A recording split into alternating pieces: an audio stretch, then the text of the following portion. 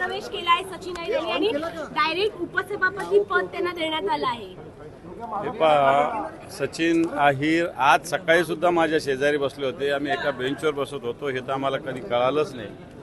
परंतु काय केलं आता मला माहित नाही, त्यांनी उपसभापतीचा फॉर्म भरला एवढं मला कळालेलं आहे। बाकी पुढचं काही बोलणं झालं होतं का? काहीच नाही, काही नाही। त्यांचा आता 11:30ला एक मेसेज आलेला आहे मला, बाकी याच्यावरती काही आलेलं, पण मेसेज त्यांनी टाकलेला आहे। काय मेसेज आहे? मेसेज त्यांनी इंग्रजीत लिहिला आहे की हाय have to take a political decision which is very difficult for me but necessary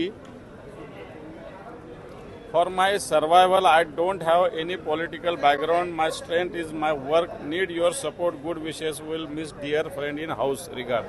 असं लिहिलेलं आहे। आता याच्यावरती काही माहिती नाही। उपसभापती पदासाठी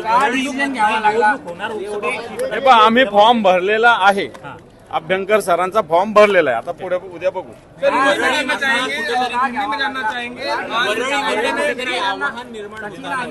नाही, वरळीत आव्हान विवान निर्माण नाही होणार। वरळी शिवसेनेचे जे सुनील शिंदेनी सचिन अहिरांना पराभूत करून सुनील शिंदे निवडून आलेले तिथे, त्यामुळे आव्हान वगैरे काही नाही। उपसभापती पदासाठी हे सगळं झालं का?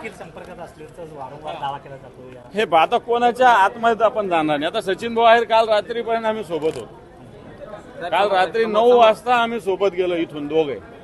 आता सकाळी त्यांनी असं केलं, त्याला काय करू शकतो?